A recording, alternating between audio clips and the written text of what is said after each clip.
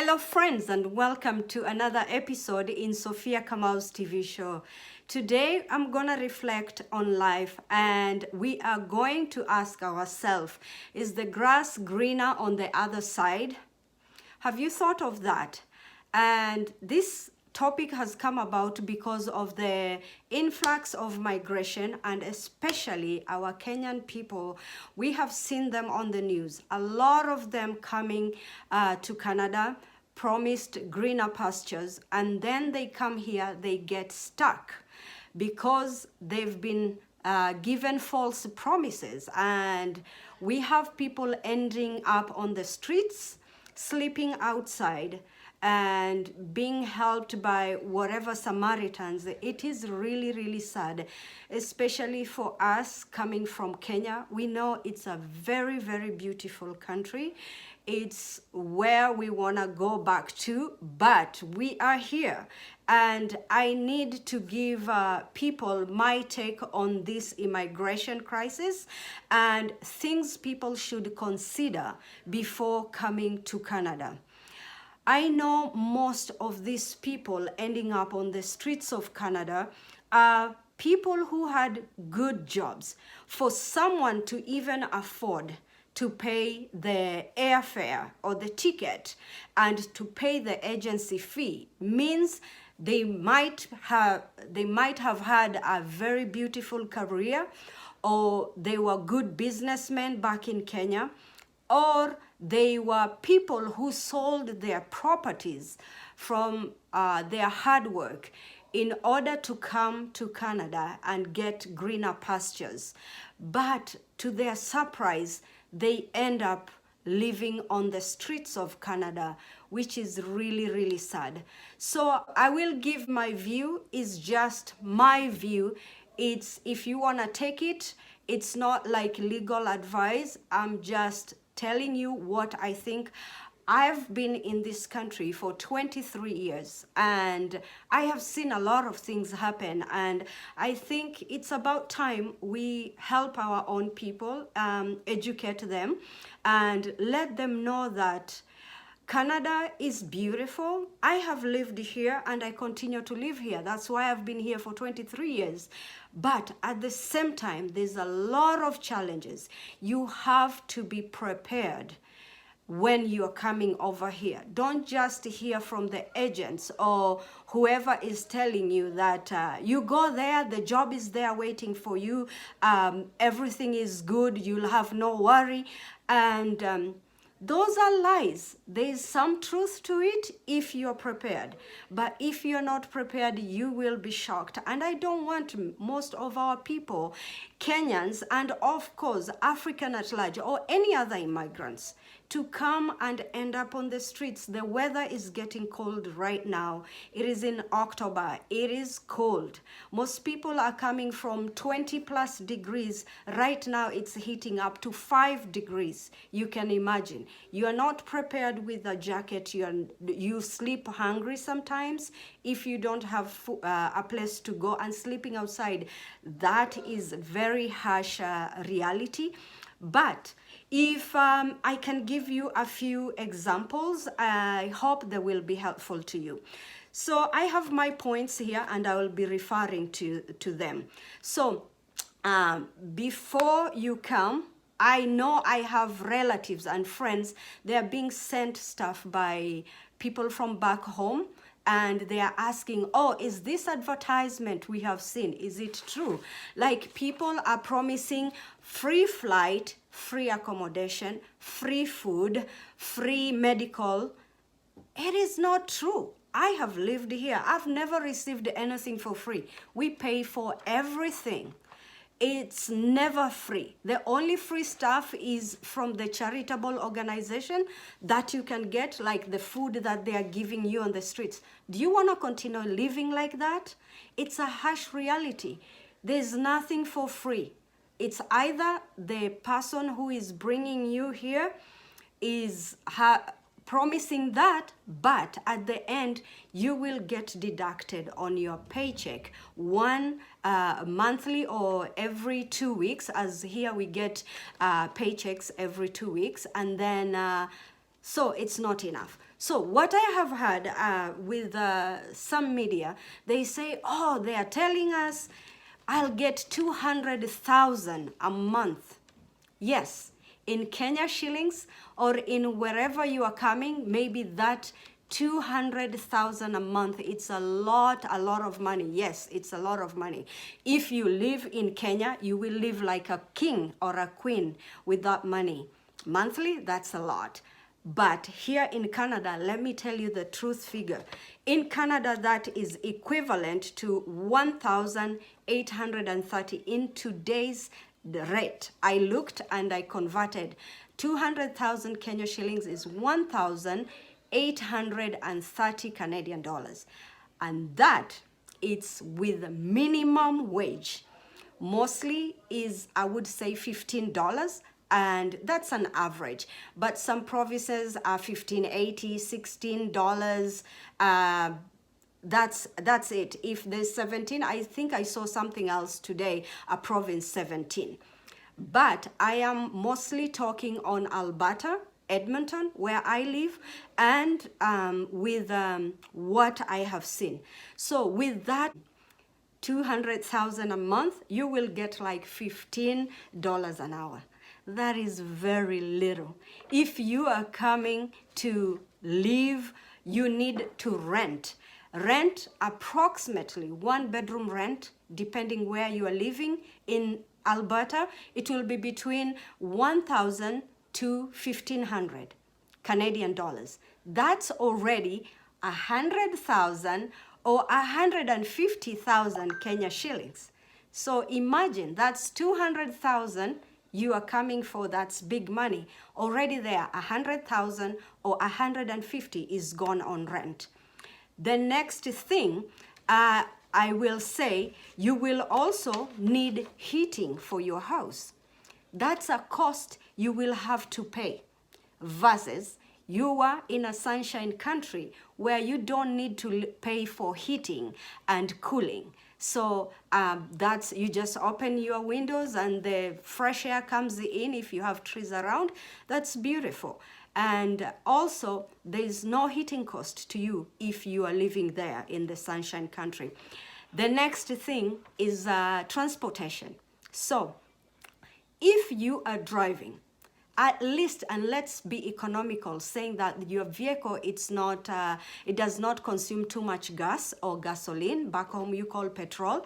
So it's $200 a month. That is $20,000 a month for petrol for your vehicle. Or if you decide to take public transport and you use the bus or the train, you will pay $100 a month. That is 10,000 Kenya shillings for your transportation. Versus in Kenya, you might just use maybe a month 1,000 to 3,000 transportation. Versus here, you can imagine the amount. It's 20,000 or if you're driving, and 1,000 if you are taking the public transport. Another thing I can say is if you're driving, minimum for a newcomer, you'll pay $400, $500 for insurance. That is a month, and it is mandatory. You cannot drive without insurance. Otherwise, you'll be in big trouble. You'll be even, your license could be suspended, or you have to pay a lot of money for fines. And here you cannot evade that. Another thing is cell phone. You might need, or you will need, a cell phone for communication. So if you do have a cell phone without data, it could be $30 to $50. That's 3,000 to 5,000 Kenya shillings. And with the data is $80, which is 8,000. Also, you will need cable TV. I don't know how much people pay back home, but here you will pay depending on how much. It could be 40 to 200, depending how many channels you want or according to what you can afford. There's also internet. It is very important here, people, to have internet. You have things you need to do with the internet. You will have to pay internet. That's another cost. I didn't get the price for it now. Now let's go to other things like food. The food, maize meal or unga ya ugali, what we call it. It's here we buy in big bags. So I buy a 10-pound bag, that is 4.4 kilogram bag that takes me for a month, and we pay $35. So that is equivalent to 1 kilo of maize meal, 778 Kenya shillings, 1 kilogram of maize meal, versus you buying 2 kilograms for 200 shillings.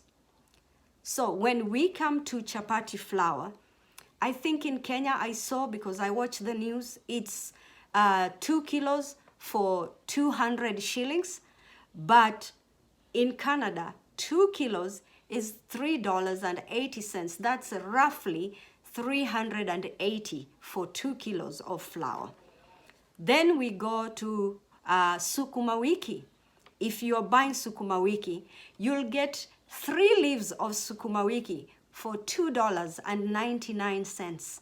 That is $300 for 3 leaves of sukuma wiki. Tell me, if you have a family of maybe 3 or 4, you each need maybe 2 of those 3 leaves, like 2 bunches each, to be enough for the family. So 1 kilogram of beef, it's $12, the least, but mostly beef goes from 14, if you need good steak, 14 to even $42 a kilo. 1,200 a kilo of beef versus 400 shillings for a kilo of beef. Then if it's chicken, you can buy a whole rooster, a big one, for like 1,500 to 2,000 in Kenya, but shillings. And here you buy a small chicken for maybe 2,000 for one chicken. And if you're going to buy per kilo, like the drumsticks or the thighs, it's like $880 per kilo, $880 per kilo. The next thing is goat meat. The goat with bones you buy here for $22 a kilo. That's like 220 for a kilo shillings. But when you go buy a steak, I remember I was in Kenya in December, a steak I was buying for 500 or sometimes 600, depending where I was. And that's a steak of goat meat that we love so dearly. But here in Canada, that one per kilo is $32, is 3,200 a kilo of steak of goat meat. I love it because I like making pilau, and that's what I buy, versus the 500 shillings. When we go to milk, 1 liter of milk is $2.99. That's 300 shillings. Or if you buy 4 liters, it will be $6.99. That's 700 shillings. Versus when you buy a liter of milk in Kenya for like maybe 60, I think that was, I saw, and yeah.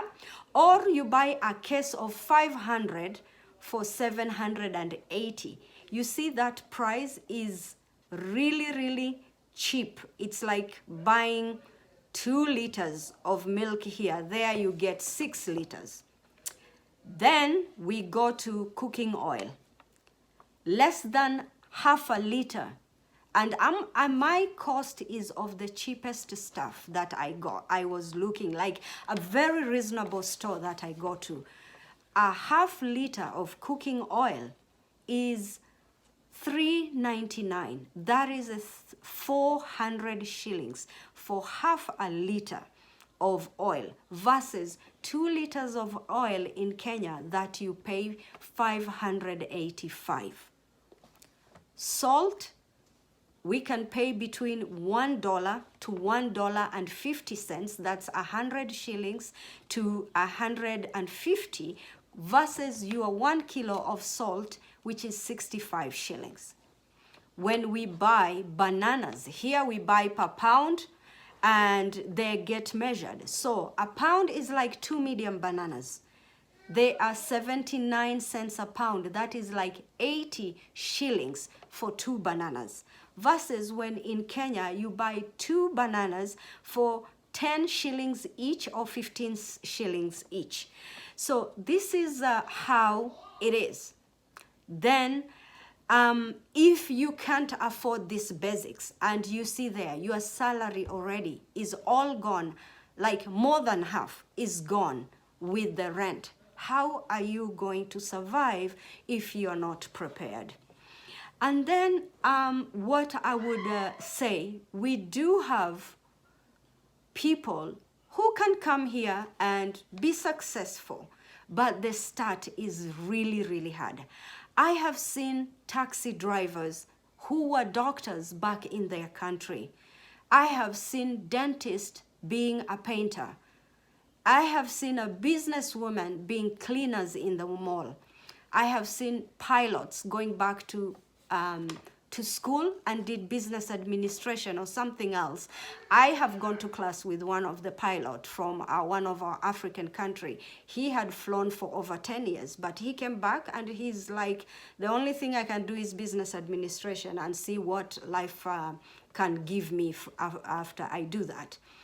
And then I have also seen many people, like teachers, they come from Kenya or other African country, they end up, like men, end up being security guards. The women, they become teacher's assistant. And maybe you've been teaching high school for so many years with experience, but it's different. Another challenge, I think, with these other careers is our accent. We like it or not, we come from countries where we talk English differently than how the English is spoken here. So once you talk like that, you know, kids will be, if you're a teacher, they might not understand you. If you are working somewhere in a hospital, even in a store where you are a security guard, it's really challenging. And maybe that's how sometimes the job, you go to apply, the very first you go, you open your mouth, the accent there is too heavy. The person is like, I can't work with this person. So there's a few things I'm gonna be talking about, and I will follow up in another episode or series, and we can see, I can enlighten you a little bit and see what it is you can do to improve. And also I have examples of if you're a driver and you come here, you say, I hear Canada, there's truck drivers, they make good money, or taxi drivers. Yes, the rules are different though. Will you adhere to the Canadian rules? We drive on the other side of the road. We also stop for pedestrians. You have to stop for pedestrian. You have to follow every traffic rule. Otherwise, the fine is really, really big. And also, your license that you come with, it will only serve you for 3 months. And then you have to be tested in Canadian standard or Canadian roads. And that will cost you not less than $500, which is like 50,000 Kenya shillings. So we have to consider all this before making a big move. Please don't sell your property. Don't give up your career back home. I would advise, come visit. If you have a friend, come visit, come see them, ask for advice, go back home and decide, is this what I want? Is this how I want? You see the life, once you come here, most visas are 6 months. You will see and you'll have the taste of life in Canada, and then you can decide for yourself. Don't be afraid to go back. People are afraid because, oh, they will laugh at me. I came and I'm going back. It is your life. Don't be too proud. Pride can just destroy your life. Go back. And once your visa has been stamped, you have come and gone back, you can come again. They like that. And then you come when you are prepared. Please do your assignment and figure out things before coming here. We are really sad, and we can't help everybody when we see our own brothers and sisters coming and ending up on street. It's getting cold right now. Please think twice. The grass can be greener where you are. Just water it, or do your research before moving Canada. I hope you can get one or two things from what I have experienced here in Canada, but life is good. But we have to take one step at a time. Don't throw everything what you have worked hard for. Visit, see, and then decide. I have given my observation and my thoughts about this influx of people to Canada and ending up on the streets. So I would ask my viewers or anyone who has any input, please leave us a comment. Tell us your life experience, or leave an advice for a brother or sister so they don't come here and end up suffering. Till we see you again in another beautiful episode. Bye.